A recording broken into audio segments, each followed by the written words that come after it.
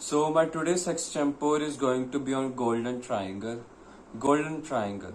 It is referred to the geographical area to the mountainous area of northeastern Myanmar, northern Laos and northern Thailand.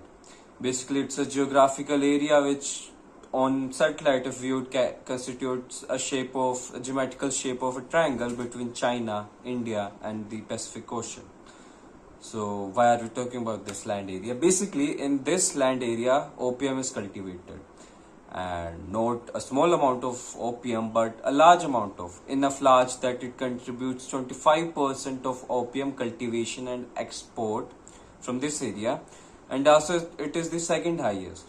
For a long time, this Golden Triangle was at the first place after World War II for export and for the cultivation of opium until Taliban in 2020 or 22 overtook it.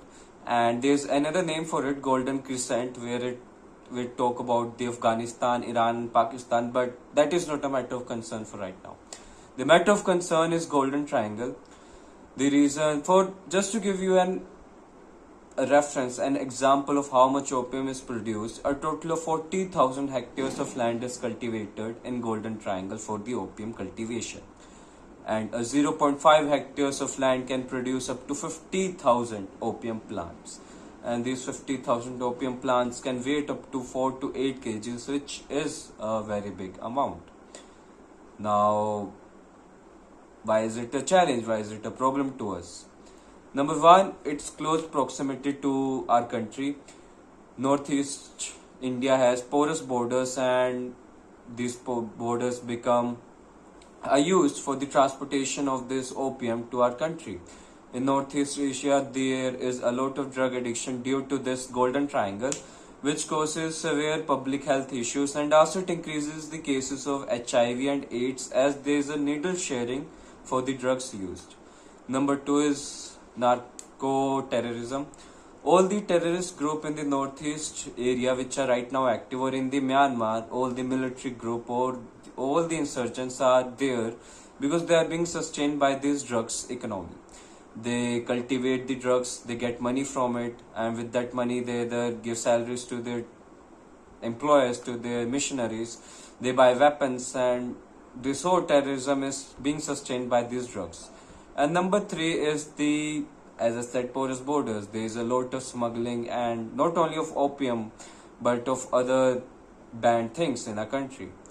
Now, it poses a security challenge in the northeast area as it is already vulnerable to Chinese claims of Arunachal Pradesh and also of Greater Bangladesh concept, which is being very popularized right now. Though, in a recent statement, Myanmar Prime Minister, who was elected through election, though still there is a military regime, there is still a cabinet which is chosen by the Myanmar military leaders.